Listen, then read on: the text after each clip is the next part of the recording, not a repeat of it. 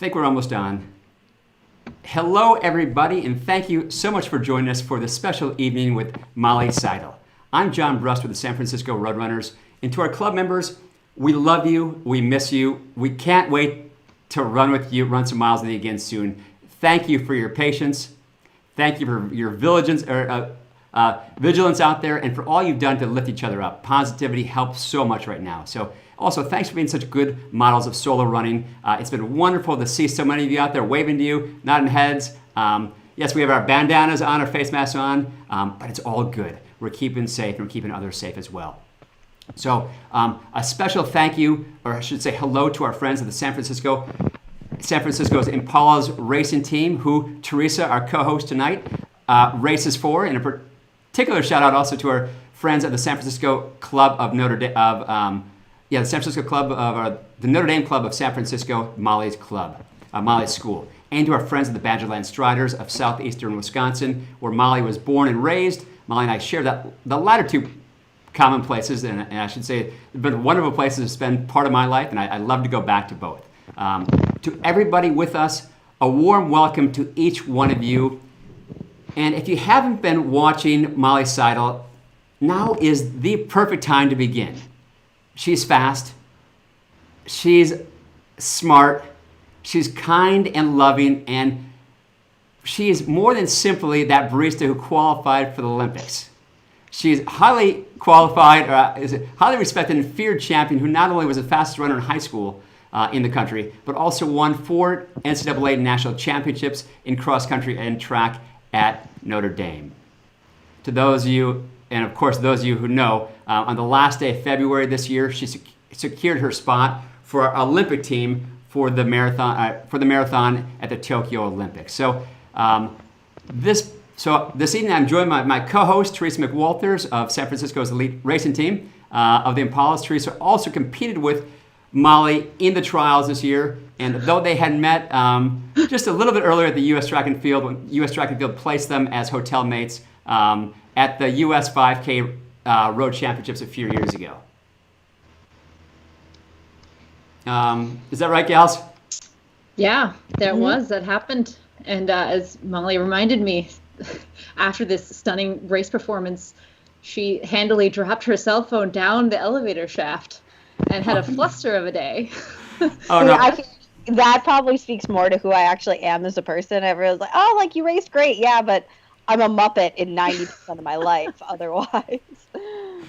Well, we hope you'll enjoy this next hour getting to know Molly. This being a community conversation, we're going to switch the format a little bit and try to ask and answer as many of your questions as possible. So we'll do that as we go along this time.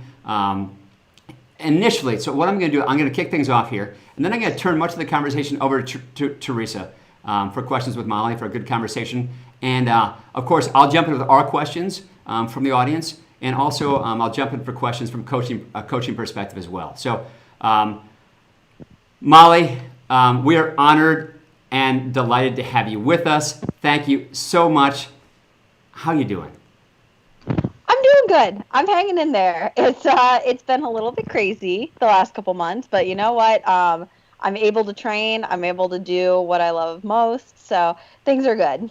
Okay, wonderful. And then, let me begin with a little story for everybody. It's a beautiful visual to kind of describe who Molly is, for those who don't know. I read this from one of your high school coaches, Molly. He said, after one of the races, a sectional race in Wisconsin, a woman came up to you, young gal, I should say, and said, Molly, could you please sign my number? And you said, all right, I'll tell you what, I'll sign your number if you sign my number. Yeah. Do you remember that? I do. That was probably like my junior year of high school or something. I don't know. I still feel a little bit awkward with stuff. Like I realize, like, especially after this marathon, there are people who are like definitely watching, and especially around Boston, I'll get like said hi to. But yeah, it's still kind of weird for me to process because I'm kind of just used to like doing my own thing and just kind of grinding away, and realizing like, oh, there are actually people who are like kind of look up to me is still kind of a weird thought. Yeah. So you've taken the stardom somewhat differently, or just you're just keeping the kind of the low approach. with that. Yeah, no, so it's actually really fun. Like I just had it today on a run. Like people will like come say hi, like, hey, I saw your race or whatnot. And I don't know, I feel like the best part, what I love about being in Boston as a runner, I'm sure you guys have in San Francisco, is just like the community that we have here. And so like I really love those opportunities to just like meet people, to engage. I feel like it can always, I don't know, if someone's like, hey, let's take a selfie, like I like obviously do that, but I always love kind of like asking them about them, like how their running is going. It's always kind of a fun way to, I don't know, meet new people and just like, I don't know. The community here is so cool, and getting to meet people is the best part about running, truthfully. Oh, for sure. So, Teresa, I'm going to turn it over to you. But I mean, before we leave, the community thing is so huge for us out here, Molly. Our San Francisco Roadrunners, Impalas, but yet at the same time, the greater running community is really kind of, they're all good to each other. And it's a pleasure to see all this. And there's so many people. I mean, I feel like almost this shelter in place has like brought out so many more runners. And like there's a miniature boom happening right now in running. I mean, it's like it's almost too many people out here. Well, it's crazy. Like I see so many people out running, and everybody here has their masks on as well. But I almost feel like it's kind of doubled the people that I see along the Charles River out training. So it's really exciting. I think it's like, even though obviously like races are canceled, not much can be happening, it is a really kind of exciting time for the sport, because it's like running is the one thing you can do right now. Oh, without a doubt. Teresa, can I share with you right here? Yeah, for sure.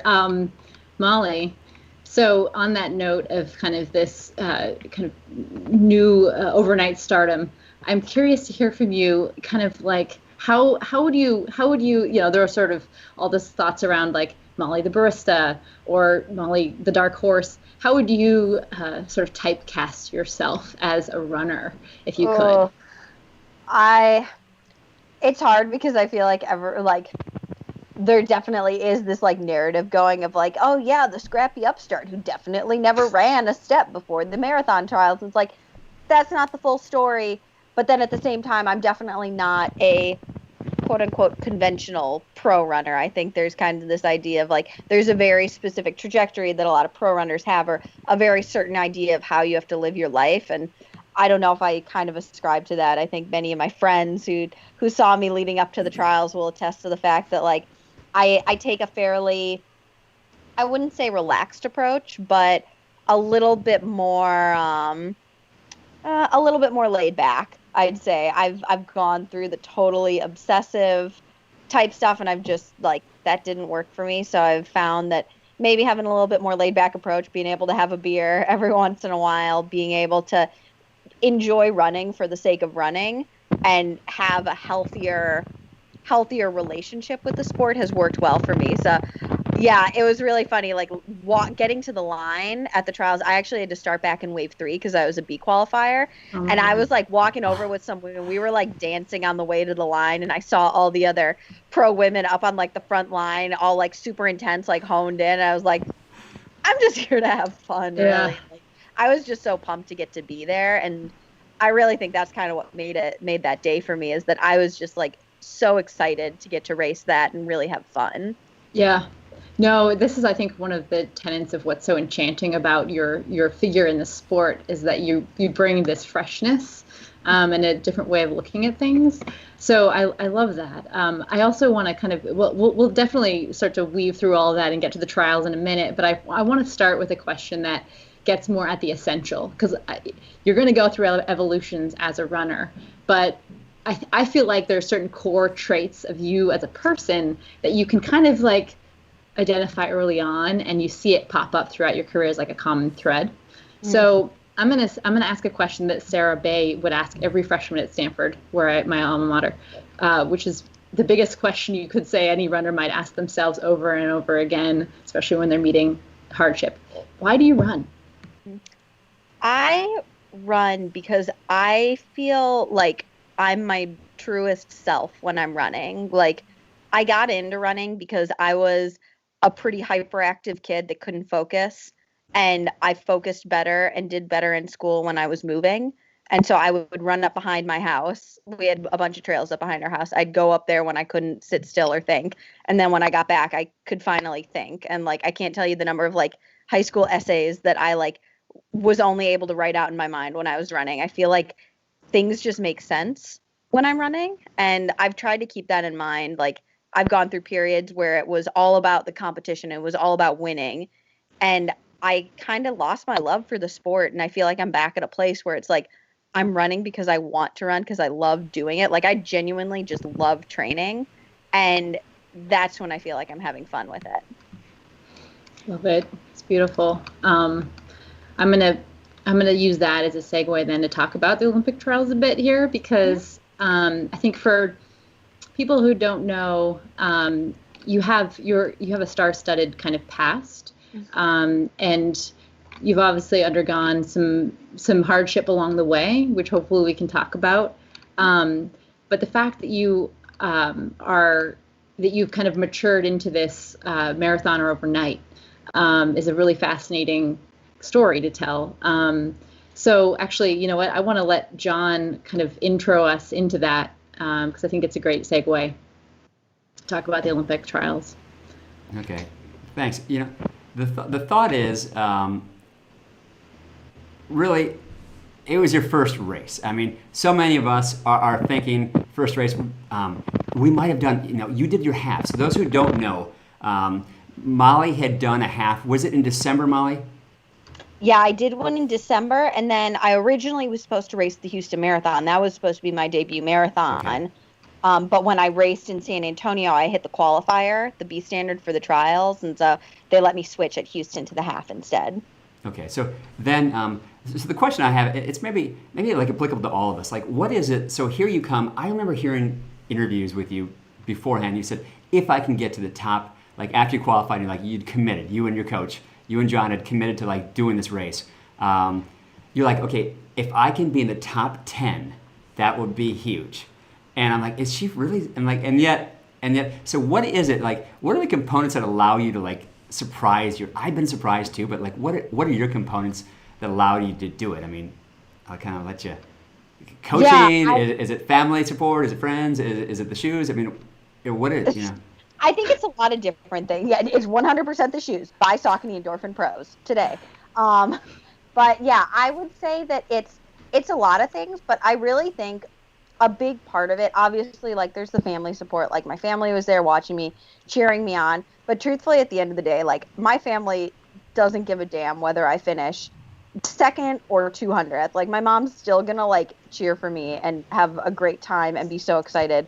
One, because my parents don't understand running at all. Neither of them are runners. But yeah, so having that just like complete family support is huge. I think in terms for me, I really kind of enjoyed, I don't know if this is the right word, but I think going into that race, having no expectations at all was kind of good for me in the sense that I had no preconceived notion of what speed I was supposed to be going or how I expected it to feel.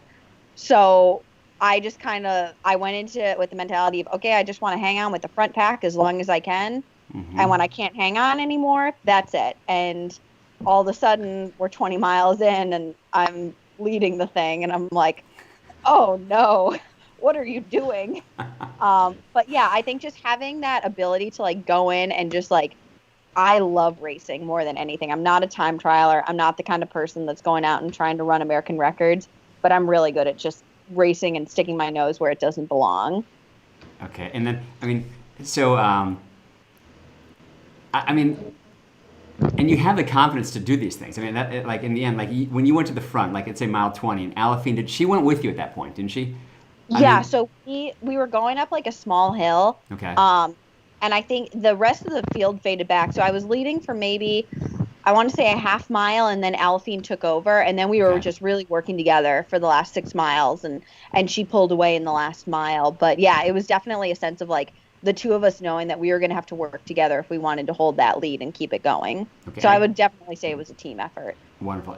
Spoiler alert, though, we don't want to give it away what the result was. So let's go back a bit, John. I'm going to Teresa. I want to take us back to just you as Molly, the freshly minted professional runner who I met in 2017 in the hotel room before the 5K national championships, and you literally just graduated college and you signed with Saucony. and a Yep. fairly decent contract. And I just remember the sensation of your nervousness, perhaps, or just sort of timidness around it. And then the next day, you know, you race, and I learned after the race you came in second. And then fast forward 3 years later, I hadn't seen you since. I'm watching the finish because I had to unfortunately DNF, and here you come in second at the Olympic Trials Marathon. So in my mind, well, A, I've just been stalking you all along. You don't know this. But no, in my mind, I'm like, this woman is phenomenal. Like, that no one really had predicted you kind of arriving on the stage of with a veteran kind of seasoned marathoners, the fashion that you did. So I want to dig into that. Like, what makes Molly tick? And I feel like we have to talk a little bit about your preparation for the marathon, in that you're a seasoned collegiate 10K specialist. And what's fascinating, you just said this, the marathon was really for you a means to the end. You were actually training, correct me if I'm wrong, for a 10K to hit the trial standard. So can you talk about that evolution of your mental process as you started to kind of glob on this idea of being a marathoner through your training? Yeah, I would say, so basically what happened is kind of like you said, this whole thing with the marathon was just a means of trying to stay healthy long enough to get to the track 10K to try and make that team, because I had found in my previous 3 years as a pro, after racing that 5K on the roads, I found out that I had a hip injury from college. Basically, I had a broken hip that had not fused back together, and ran on it for a year. And after my first year as a pro, realized I needed to get a pretty intensive surgery. Yeah. I can't believe, like, you ran with a broken or non-fused pelvis in that 5K that you came in second place to your teammate Molly Seidel. Yeah. It was, it makes me realize now just how, like, pig-headed I am of, like, this feels fine. And, like, it definitely wasn't okay. That's part of, I think, what I'm getting at. Can you tell us any kind of illustrative anecdotes of how you might have learned about this in your personality before you learned about running, for instance? Like, this is obviously a trait of Molly Seidel. So were there early warning signs? Of my absolute stubbornness. I think it runs in my family. I think all of us are just exceedingly stubborn and exceedingly convinced that we're right all the time. I like to think that I've grown a little bit. I'm better at, like, being able to admit when I'm wrong, but it's been very hard for me to be able to say, like, I admit that vulnerability of, like, okay, this hurts, I probably shouldn't run on it anymore. And I think, if anything, that's probably the most growth that I've had in the last couple of years, is being able to, like, today I took, like, a kind of a day off. I didn't run this morning because I got shockwave in my foot last night.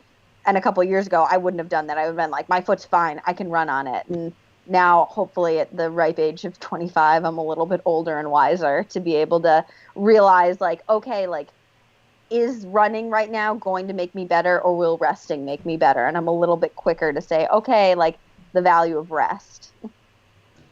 What moments in your life would you attribute this kind of maturation process? Like, what are the sort of moments of reckoning, or the times you've been able to step back from the sport, or even if the marathon buildup itself has conditioned you to a new way, a new relationship with running? No, I would definitely say it was, so after I got that surgery, summer of 2018, I couldn't run for 6 months, like, not a step of running. And basically, the doctor said that it was a 50-50 chance of whether or not I'd be able to run competitively again. They didn't know if the surgery was going to take. And so in those 6 months, it was really kind of that, like, having to come to terms with the fact of, like, okay, like, if you can't do this, who are you, and what does running mean to you? Like, why are you doing this? And, like, is it worth doing this anymore with the amount of pain that it's been bringing you? Like, I definitely had, like, a just absolute, like, sobbing moment to my coach at the time of just, like, I didn't know who I was going to be without it. And I didn't know if I could just go through that pain again of running, just continually breaking my heart over and over. And I had a moment basically where I told him, he basically told me, is like, are you willing to put in all of this time and energy and pain into this sport even if you never make an Olympic team, even if you never get anything back from this sport, is it worth it just for the value of doing it? And I just said, like, in an instant, like, yes. Even if I never accomplish any of those things, like, having done it is worth it to me. And I think that was, like, kind of the click moment of, like, that's why I'm doing this.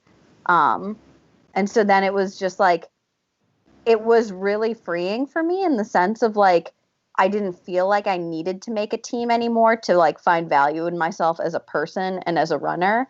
And so, like, it's just funny that I then, like, once I hit that point of realizing, like, okay, like, I'm doing this just because I want to, not because I have to, like, reach any end, like, make a certain ends to make it valuable. That's when I make my first team. It's so beautiful. It's so true. As soon as you let go of something, it almost kind of, it comes back to you because you're not trying to make it yours, you know? Well, and that's what happened, like, 2016. The only thing I cared about was making the team. I cared so much that I pushed my body over the brink, and I broke my sacrum, I broke my back. So this was your fifth disorder. Yeah, that was your fifth year. That was my senior year, actually. So, yeah, that was the only thing that mattered to me, and I cared so much that I ruined everything, and I was my own worst enemy. And so then it's like in 2020 when I got to the line at the marathon trials, like, truthfully, I didn't give a damn about making the team. I was just so happy to be doing what I loved, and, like, there was no place that I wanted to be more than that starting line that day. Yeah. And yeah, just, like, fully enjoying it. And then all of a sudden, like, I'm up in the front and I'm like, oh my God. Yeah, that's truly remarkable. It makes me want to ask the question to spare all of us, because I know that learning through experience is probably the most palpable way to really learn and change. But if you could spare the majority of our listeners the suffering that you had to undergo and endure. Months of suffering, yeah. Yeah. What are the takeaways that you found yourself kind of drawing from in the marathon buildup and even post surgery, coming back, recommitting, when you don't have that external motivation? It's obviously internal, but what are those kind of, I don't know, what are the tidbits that you can give us that you've learned? I think number one, putting your health first, like, putting your health before performance will always be the best option. Like, because previously I'd been so focused on performance before health, and that's just not sustainable. So kind of like in leading up to this marathon, the main goal was to stay healthy long enough to make it to the track trials in the 10K and to do the type of training that would get me healthy for the track trials, of doing this marathon type training rather than track 10K training. So by putting my health first, only then was I able to actually, like, have this breakthrough performance. Yeah, I don't know. It's hard though, because, like, truthfully, like, with my absolute stubbornness, like, I only ever learned from, like, hitting those rock bottom moments. And I think there is this sense of, like, I've learned a lot more from my failures than I have from the successes. Like, successes are great because they're super fun, but you don't learn anything. Like, when you fail, like when you do terribly in a race or you get hurt and you can't run for several months because of your own stupidity, that's when you actually have to, like, reassess and, like, take a really hard look at yourself. And that's, like, that opens up, like, capacity to change. Amazing. John, I want to open it up in case you have any questions in the audience, because I have a ton more questions lined up here. Right. Well, let's begin. I'll bring a question up. This one is actually from one of our club ambassadors, and he actually Notre Dame as well, Carlos Braceno. He said, first of all, thank you for being here, Molly. Notre Dame has quietly been building a strong program with many elite athletes.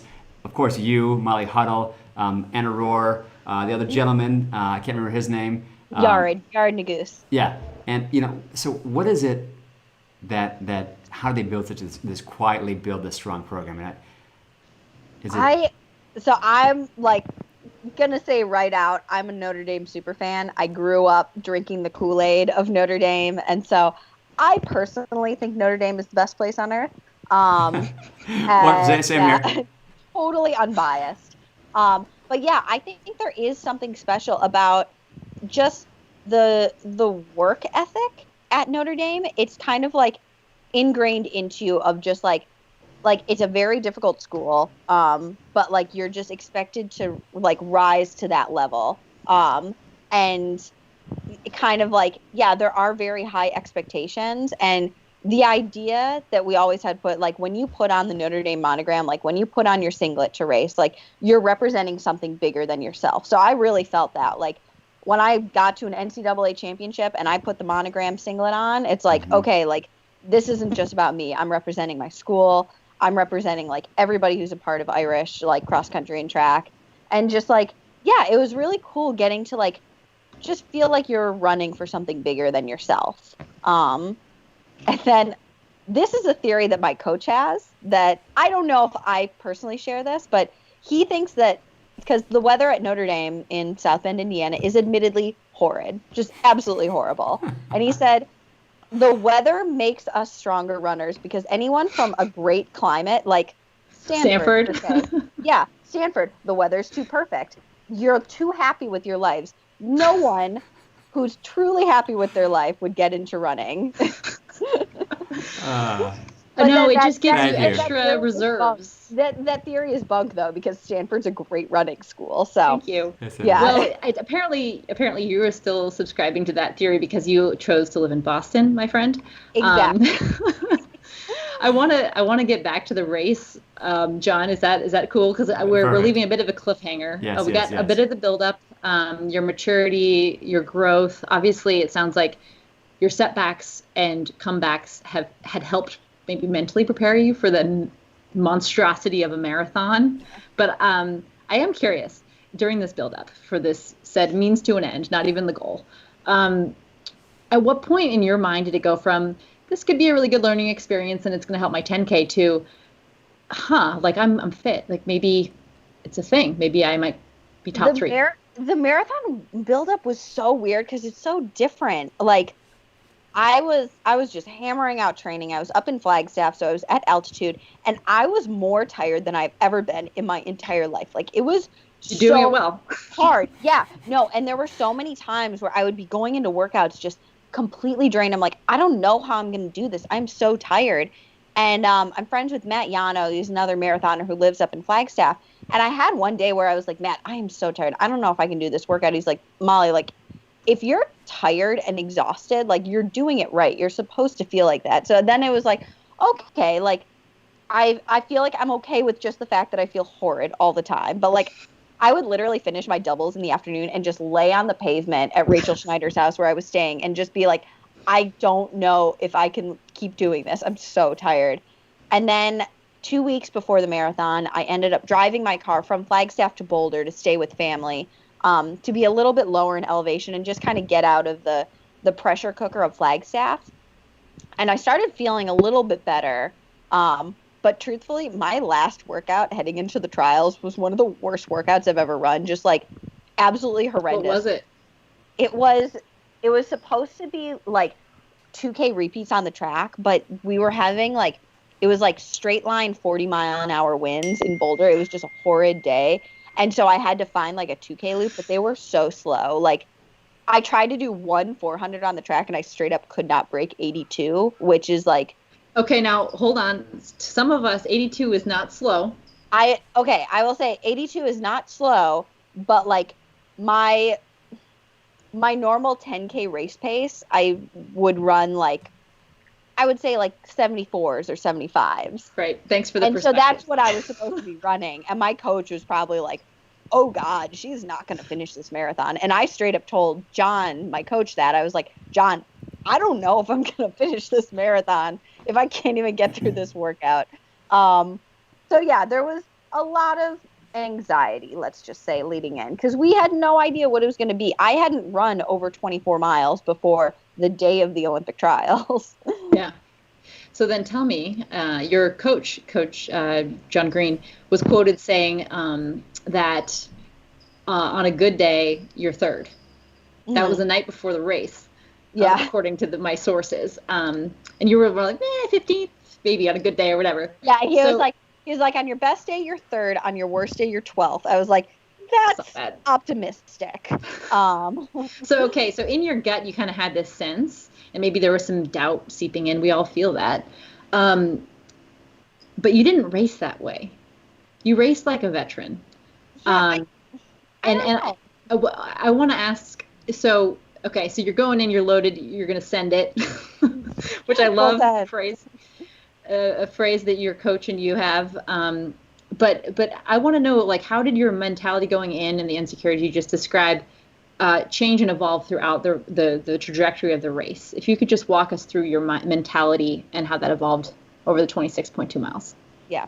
So I would say, like, going into races, I'm always highly anxious. I get very nervous beforehand because it's just like, it's uncertainty. And my biggest anxiety leading into that race wasn't even necessarily the level of competition, even though it was an extremely high level of competition. There were so many really great runners. I mean, I was there, so it wasn't that great. No. Guys, shut up. No, but part of it was just not having any idea, one, what the race was going to feel like. And I said this to John the night before, my biggest fear that I told him, I was like, I'm so worried that when it gets hard, that I'm going to quit, that I'm not going to, that when it gets tough, I'm going to bail out, and that I'm not going to be mentally tough enough to handle it. And he was like, Molly, like, if anything, that's like the one thing you probably shouldn't worry about. Like, you're too dumb to know better, in a sense of like you're just going to like run till you die, basically. And so I was like, going into that race, I was just fully prepared. I was like, okay, we're going to die today. Like, I'm just going to run as hard as I can and just see where it puts me. And I wasn't really focused on like trying to get a certain place, because we knew in that race that all of these women were only gunning for the top 3. And if they saw themselves falling back, or they didn't see it as a possibility of making the team, they'd probably bail, drop out, or just not race as hard. I was like, okay, let's get some scalps then, of like, I'm just going to pick up all those people that were gunning for the top 3 and then bail when they can't get it. And so, I don't know. It's like, once the gun goes off, I almost kind of like turn into a different person, because that's what I know how to do.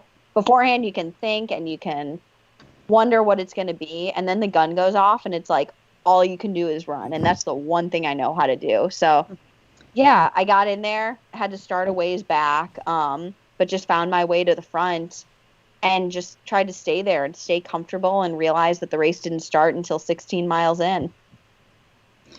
Was there a decisive moment in the race where, I mean, obviously we're all going to remember, anyone who was able to watch the final miles of you and Alafine, just honestly like working together, it seemed as if, knowing, though we're all anxiously knowing that you're also competing against each other.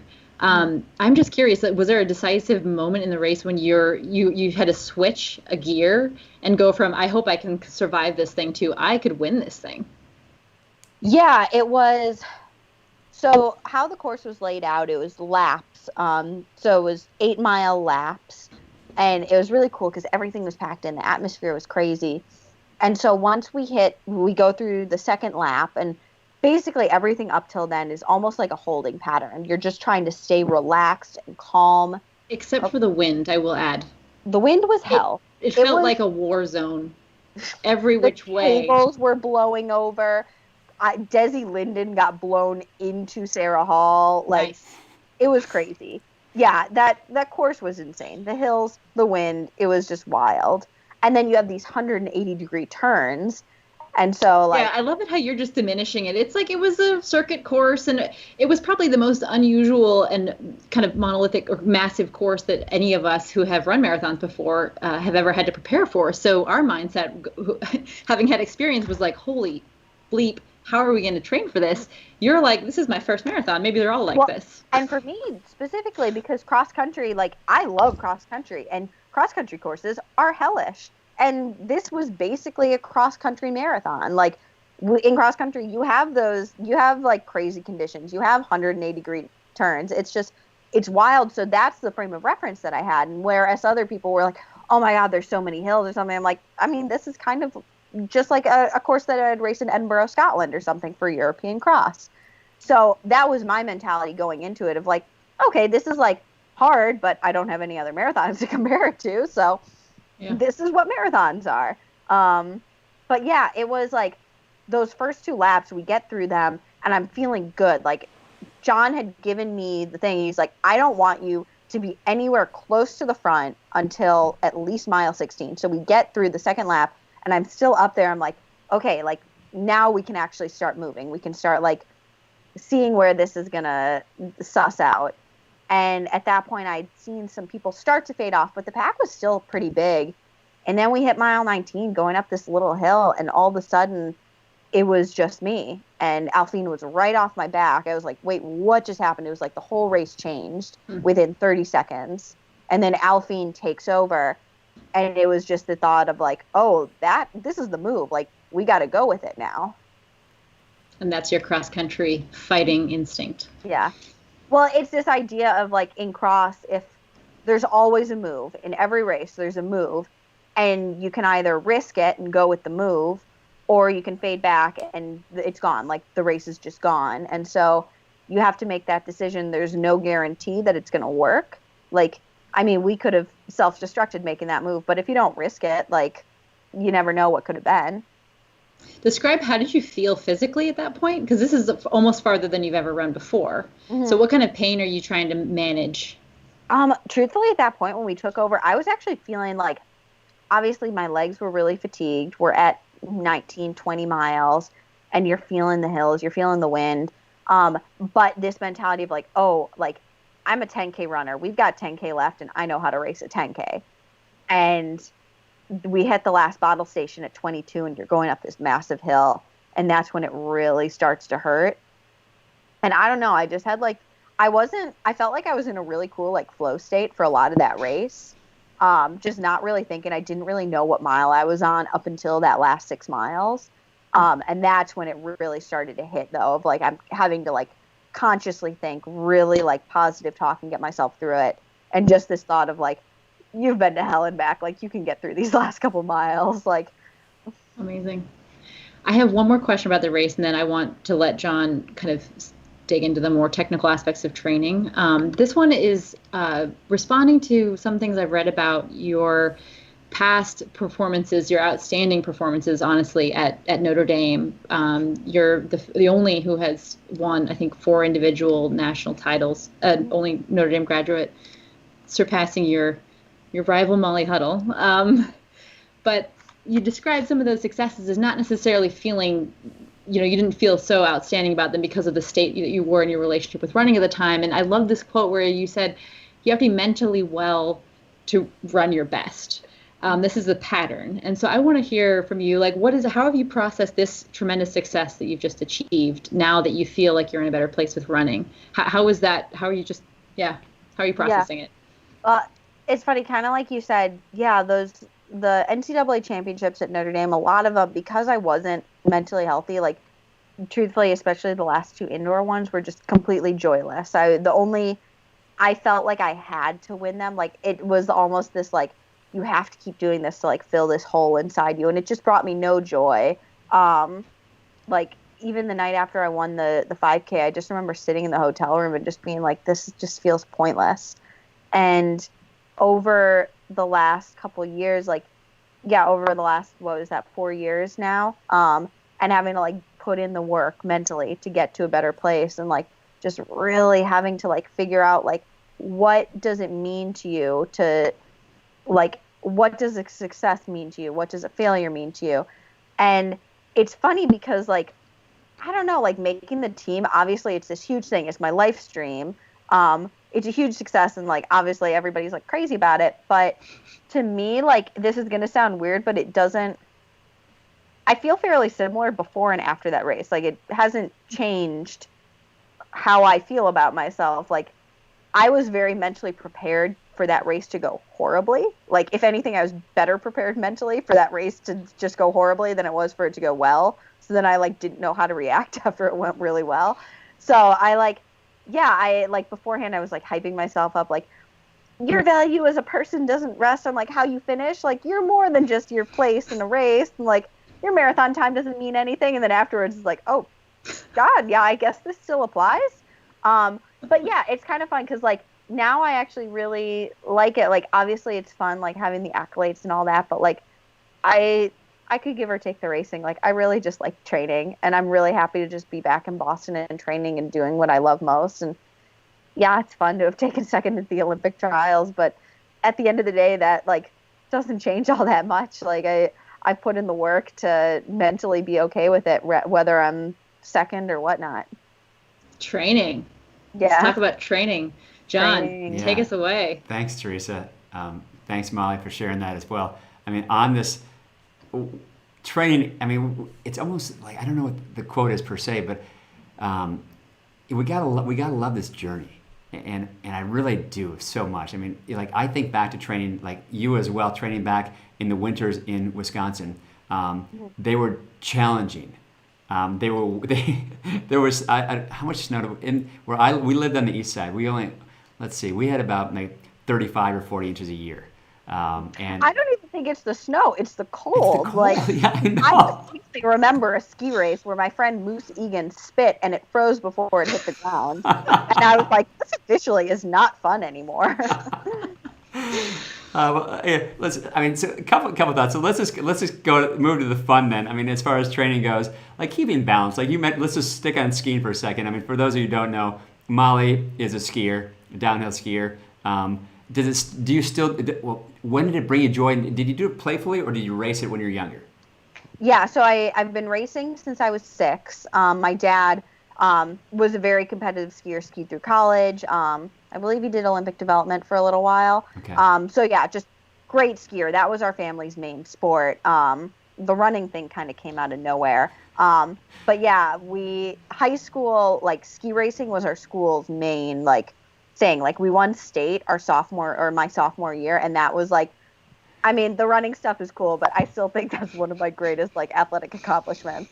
But yeah, it was nice having that balance of like running cross country in the fall, track in the spring, but in the winter that was like skiing. I got to take a break from running.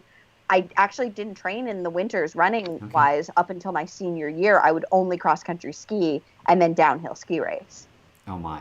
All right, so we'll move away from skiing, but thank you for sharing that. I don't know if you know this, but Joan Benoit Samuelson was also like, she was a ski racer. She loved skiing. Now she grew up in Maine. Of course, our first woman to win at the Olympics, actually the first women's Olympic marathon ever, and she won that. We'll send you the book. There's the book called Running Tide. And it's really an uplifting book about her life starting out running. Actually, the first chapter is all about running. The second chapter is it gets into swimming. Like I think she's from Cape Elizabeth, Maine. And anyway, we'll send you the book from San Francisco Roadrunners. But you'll enjoy it. The whole. It starts all skiing. So on a couple of thoughts. This is a fun little thought from Rick Natch. Back to your thought about you love running so much. Rick's question. He's actually on our board. He says, was there ever another sport besides skiing? He's having a fun. There were actually a lot of other sports. I did a lot of stuff. I played field hockey from like pretty young age through high school. I sailed during the summers. I grew up on a lake. I swam. I actually did triathlon for a little while. Okay. I played basketball. I'm horrible at basketball. Just should not ever do that. I played tennis. Actually, I'm really not great at like ball sports. I have really bad depth perception. I found out that I'm like really bad vision in one eye, so I literally have no depth perception. And I've kind of figured out that that's probably why I can't shoot a basketball. Okay. Yeah, and rock climbing, skiing, stuff like that. Just I like doing a lot of different stuff and cycling. Yeah. Okay, great. And one more. This question is from David Tran.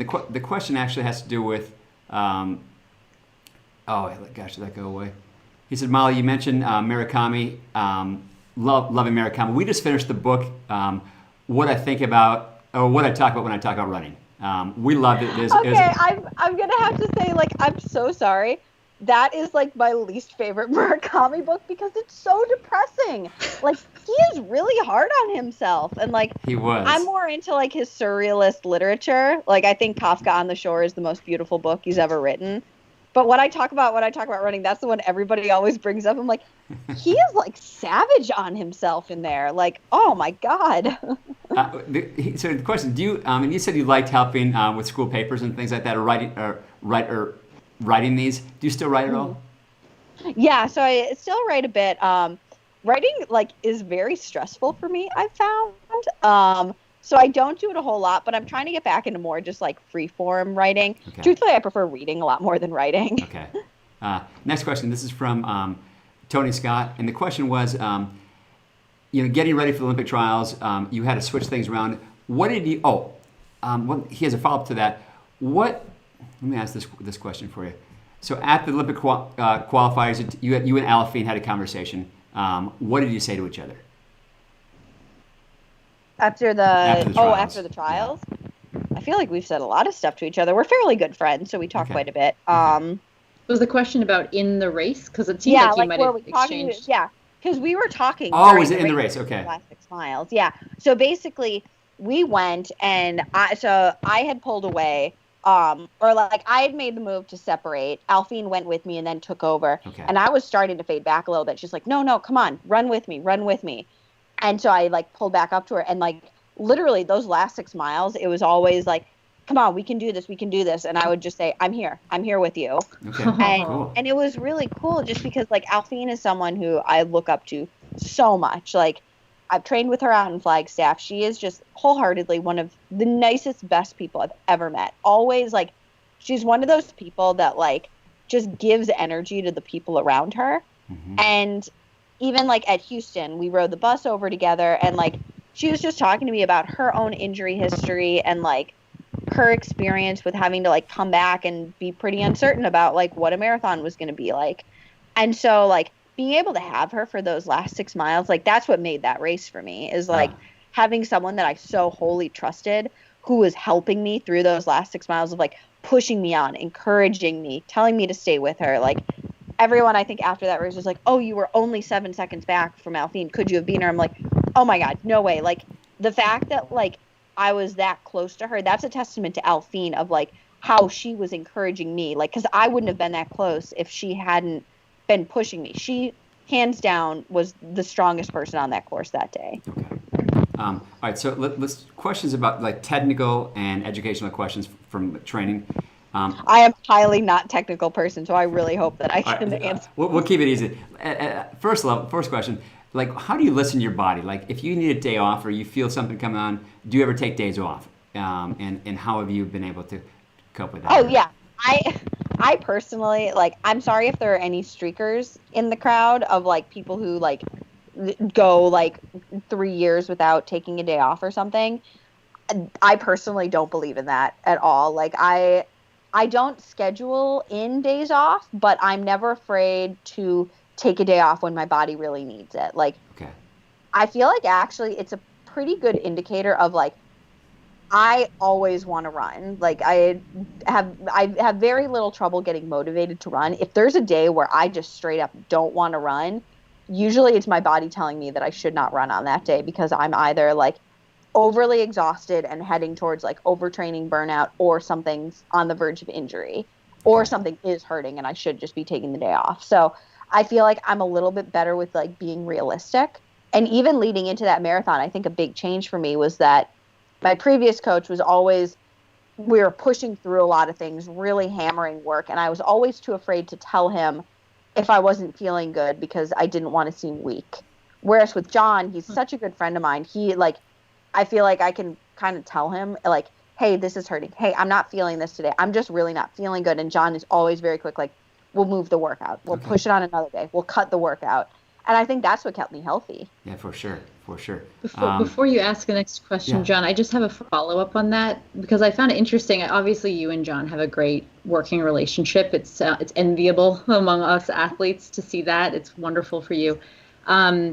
But something that I wanted to contrast to what you just said about not being a streaker and that you do take days off was that the strategy around not doing an extended time off after the marathon to keep the kind of equilibrium in your body, being injury prone. Can you talk about that a little bit? I think it's relevant to a lot of us, especially as we age and we have the loaded miles on our bodies. When we take weeks off, it's almost like your equilibrium is thrown off and you kind of, it's harder to come back. So what went into the thinking around that? Yeah, I think part of it is that my body is just used to a high volume of training. Normal for me is 80 to 100 miles a week, or 80 is pretty low. Normal for me is about 100 miles a week. And so then when you take that stimulus away, your body almost doesn't know how to react. And so I've even found that sometimes, like, why scheduling days off, like one day off a week, doesn't necessarily work for me is because if my body's feeling okay, like my body wants to run, and I'll actually feel better after like a recovery run than after a full day off. So I guess part of the thinking of not taking the traditional like 3 weeks of no running after the marathon is by introducing just easy running that wasn't taxing my body, but keeping that muscle memory in there, keeping your muscles moving and keeping your body doing what it's used to doing. That actually helps speed some of the recovery. And I think that's kind of why I bounced back. I bounced back fairly quick off that marathon. Like, I feel like it didn't, I think I was very worried that I like wasn't going to be able to do anything for like months after that race.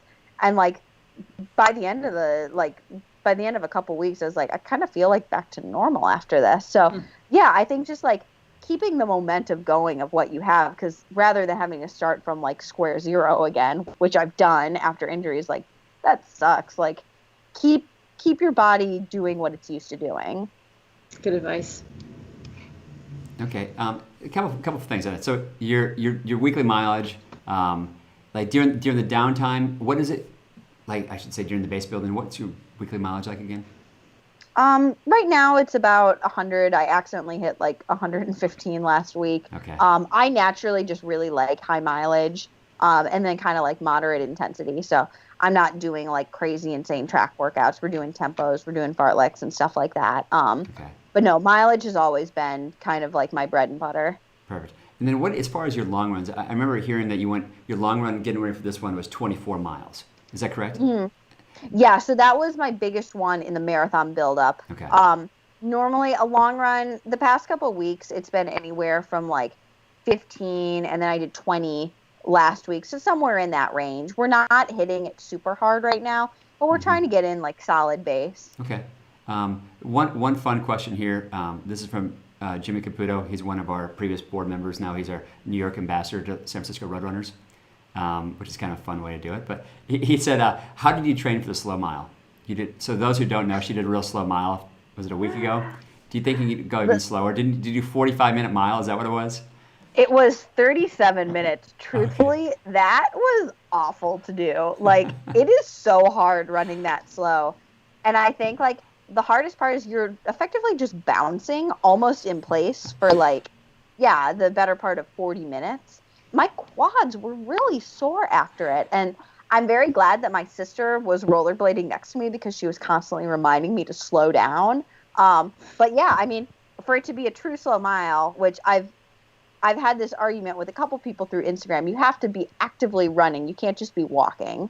So you have to have be lifting yourself off the ground. And yeah, it's kind of hard on your muscles. Like, I was very sore after that. So yeah, it took years of determination and training to come to the point where I could run a 37-minute mile. Okay. And how did that fit into your marathon or post-marathon base training? I think it complements it. I think it's time on feet more than anything. But yeah, it was actually kind of nice because my normal shakeouts are like my doubles are about 40 minutes. And so that day I just texted John and I was like, hey, my shakeout today, it will be 40 minutes. But it's going to be a little bit shorter than it normally is. He's like, I don't even want to know. All right. So, like for our runners, San Francisco Road Runners, do you have any workouts that you think that you can suggest that we might want to think about during? We can do like a Molly Seidel workout during our downtime. Yeah, I think one that I really enjoy. I love progression runs. So any sort of run where you're starting at a little bit like more moderate of a pace and then just working your way through a variety of paces. Like I just did that on Tuesday. I think that's a super valuable workout, just because it kind of teaches you to run at a variety of paces. Okay. And it's also a little bit more approachable than just like a straight like 10-mile tempo or something, because there's a lot of flexibility in there.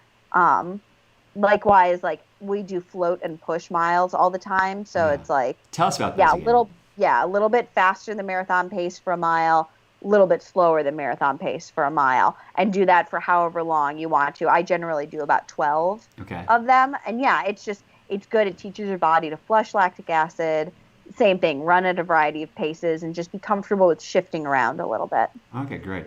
And last coaching thought per se, from a race perspective, like we have a finite mental capacity during a race. How do you manage that during now a marathon? I mean, that's your first one, but how do you go into that? You're thinking like, do you see what I'm saying?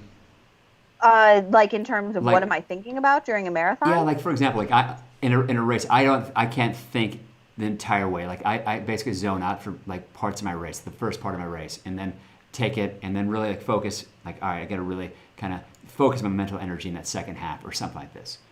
Yeah, I think like breaking it into chunks. That's the 8 mile laps of the Atlanta course. I think really lent themselves to that, or even just. I felt like a big part of me was just mentally thinking through the next bottle station. And part of that was that the bottle stations were just such a hot mess. At Atlanta, it was just super confusing. It was a mile long of bottle pickup, and I was table 35, so I was the last table. And so just like almost like trying to key into that of like every time you came up and like separated into these 4 mile chunks of like, okay, how am I going to run up until I get to this next bottle station? Okay. But yeah, truthfully, I was pretty zoned out for a lot of that marathon too. Like I did not know the pace. I did not know who was in our group. I did not know what mile we were on. All I knew is that I just needed to stay in that pack. So having some sort of just like, I guess that's not as applicable for most marathoners because you aren't necessarily going to just have this front pack that you have to stay with. Right. But like choosing maybe a person that you want to stay with or a certain pace time, if there's pacers in your marathon. And just being able to have this external thing to focus on. So you're not just constantly focusing on, am I doing this right? Am I doing this right? Because that's just mentally exhausting. Oh, for sure. Teresa, I'm going to turn it back to you so we can keep moving because I know we're approaching our hour. But yeah, it's tough. I'm cutting some great questions. No, we're gonna have to. Don't worry. You can throw them in. We're going to have you San Francisco sometime, but we'll get to that. Before we depart from the racing kind of training aspect and move to bigger picture, I wanted to ask you, now that you've had this first go around with marathon, you're a veteran now. What are some? I don't know if I can say that.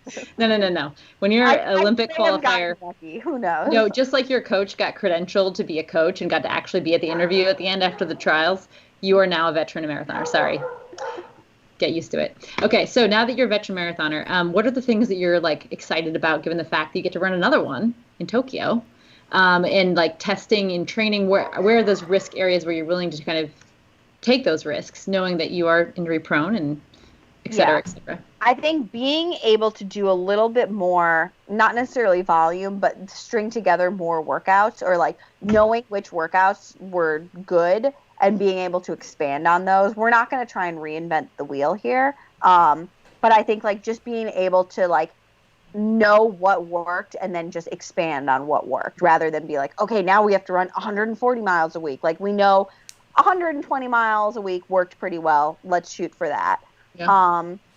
Likewise, a big thing for me that I really need to work on is my marathon fueling. I was kind of an idiot with it and just kind of went off of like, this should be enough. I used Morton, who I'm sponsored by. Like, I love the taste of it. It works really well for me on my stomach.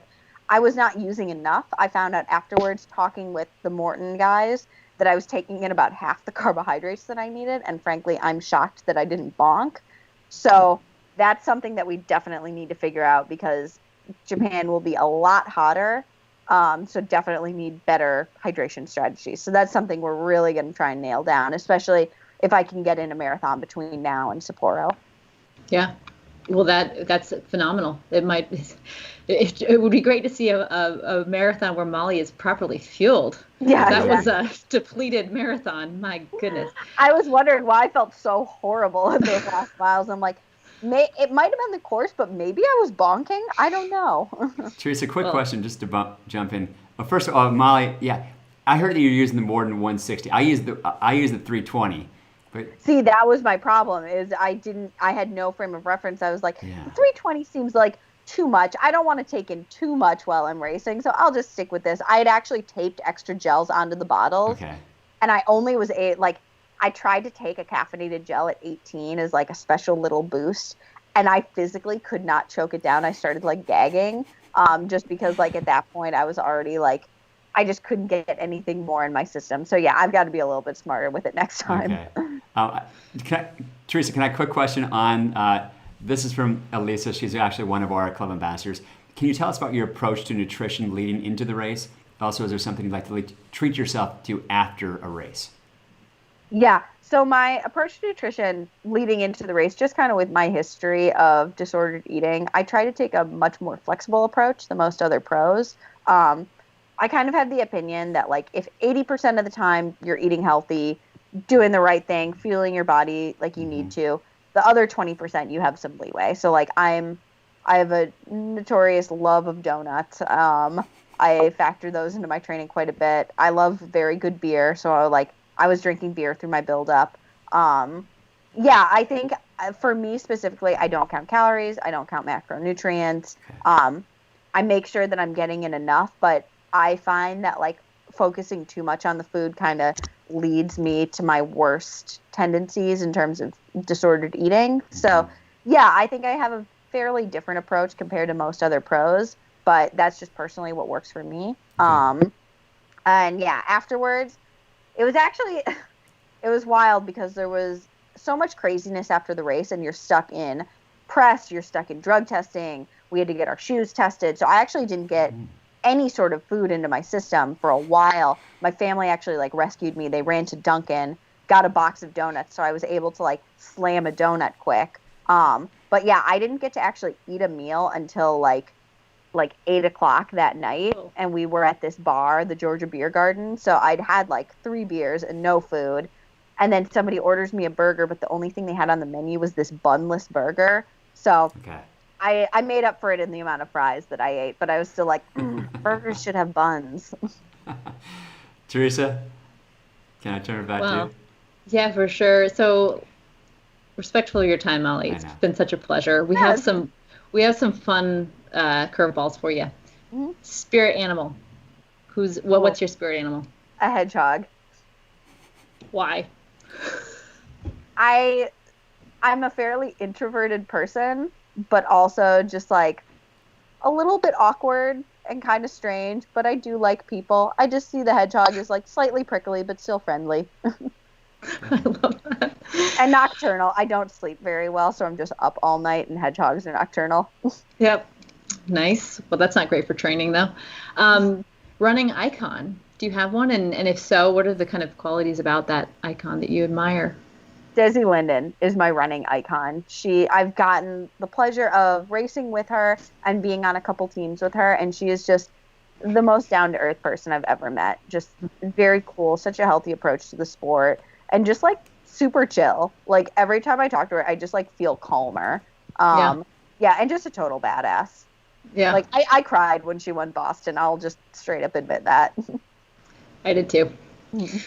So your twin, Molly Huddle, Saucony teammate, alumnus of Notre Dame.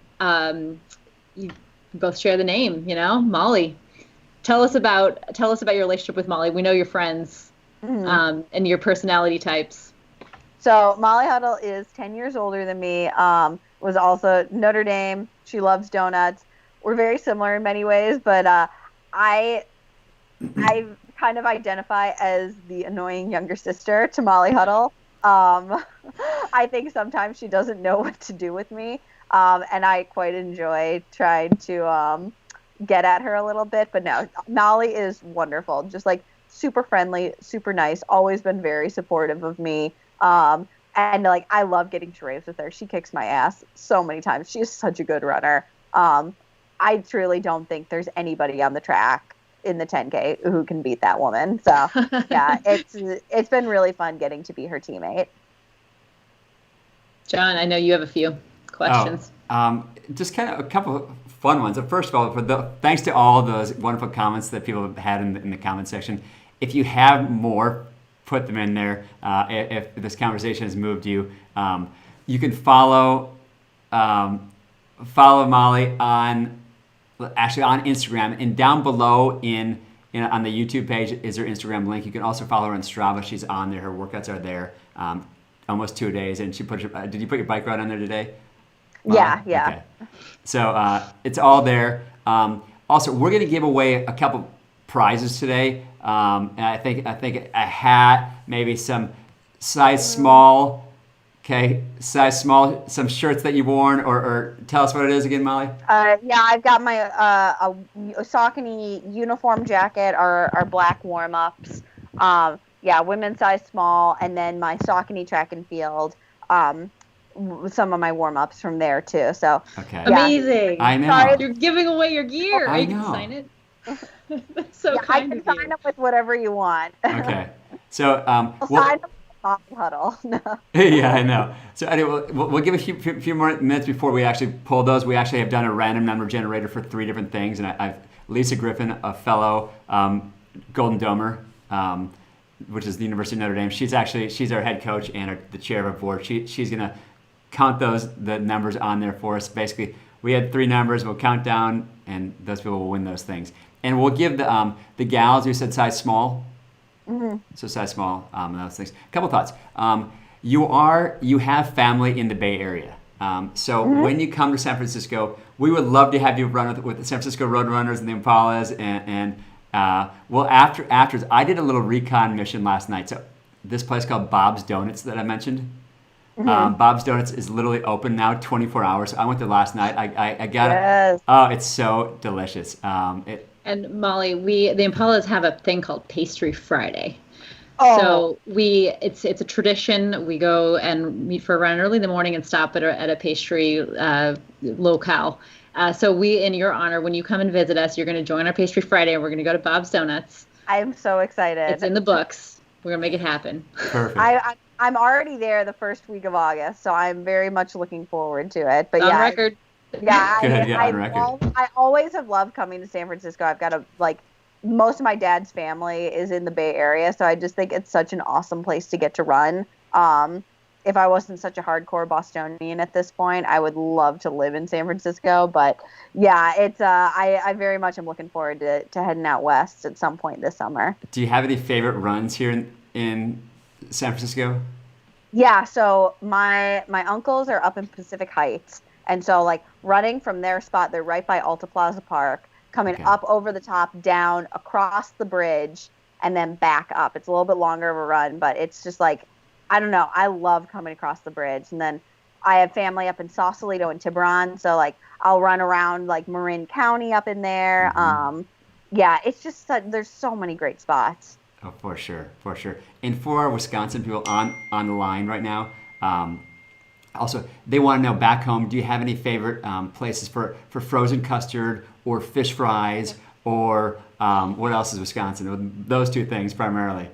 Yeah, so I'm from Neshota, kind of just down 94, halfway between Milwaukee and Madison. My favorite frozen custard spots are the Kilty is our local spot. It's a drive-in frozen custard place in Oconomowoc.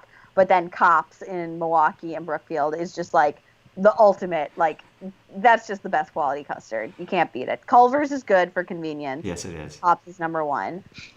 Fish fry, our local spot, Fooleries, down at Okauchee Lake is really, really good. I hadn't realized until I left Wisconsin for college that Friday fish fries aren't a thing outside everywhere of else. Yeah, I just thought and that's why it was fun being back home in Wisconsin during quarantine. We got Friday fish fry every week. So that's definitely one of my favorite things. Yeah, I'm trying to think of other favorite Wisconsin food. I feel like Culver's is pretty good for the fried cheese curds. Oh, that is. Though there was a really good spot in Madison where my brother went to college that closed. Okay. That was number 1 for late night fried cheese curds. Good. So those things do describe us pretty well in Wisconsin. Thanks for sharing those tips. Let's see, Teresa, any other final thoughts before we One more parting question that I would love, Molly, to give you the opportunity to leave us with. It's going to be a role play. So picture yourself, you're 85 years old. So you're going to have to explain to us, what does an 85-year-old Molly look like? What's the advice? What's the advice that you would give yourself now as this budding talent on the brink of really a decorated running career and, frankly, the future of our sport? That's hard because I feel like I'm still so dumb in so many ways. You can think about, in a way, the legacy that you want to be able to leave behind, or the things that you're really excited about aspiring to achieve with your running. Yeah. I guess even just like, I try to think of like what I would have told myself like this time last year when I was really struggling too. Like how like last July I was like contemplating quitting the sport at a certain point after I hurt my hip again. And so I guess like what I would hope my 80-year-old self tells myself now, and what I myself now would tell myself from last year, is like, just don't quit. Like, I just hope that my legacy is the person that, like, even when it got really hard and even when it looked fairly bleak, like, just don't quit and remember why you love this and what it means to you. And that, like, at the end of the day, the sport of running is about so much more than just, like, the time on a sheet of paper or get, like, a certain place at a race. It's about how it makes you feel. And, like, deep down, like, running is the thing I love most in the world. And so, like, remembering like what it means to me, and that at the end of the day, like any day that I run is a good day. So it's like, just stay in it. And if you stay in it long enough, who knows what'll happen. Beautiful. I'm going to just let that send us. Okay. Well, thank you guys so much for having me. This was really, really fun. I really enjoyed getting to talk with you guys, and I'm very much looking forward to pastry runs out in San Francisco at some point this summer. For sure. Absolutely. Listen, there's 3 winners here.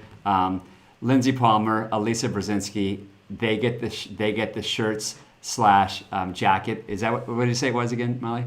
Yeah, a black warm-up jacket. I can send photos to you guys. A black warm-up jacket and a Saucony track and field T-shirt. Perfect. And Victor gets a hat because it's gonna fit him. This lovely hat. It fits my melon head. I have a deceivingly large head, so I'm sure this can fit anyone's head. Okay. Vote of confidence. Molly, we are cheering you on from San Francisco. We're cheering you on Instagram. We're cheering you on Strava. We're cheering you on, of course, in all your races. Can't wait to run with you out here. Get our Bob's Donuts. Or what's the other place in the Sunset? Devil's Tooth. Have you been there? I'm not a donut. It's another donut. It's another great donut place. Sorry, Molly. So, thank you everybody for joining us. Let's stay positive. Let's stay connected. Let's keep lifting each other up where we can. Molly, any final closing thoughts before we say good night to everybody? I don't know. Send it, you guys. All right, Thanks, everybody. Molly. Thank you, everybody. Keeping you. Good night. Have a great night. Bye. We hope to see you soon. Thank you, Molly. Thank you, Teresa, the Impala, San Francisco Roadrunners, and everybody else. Good night.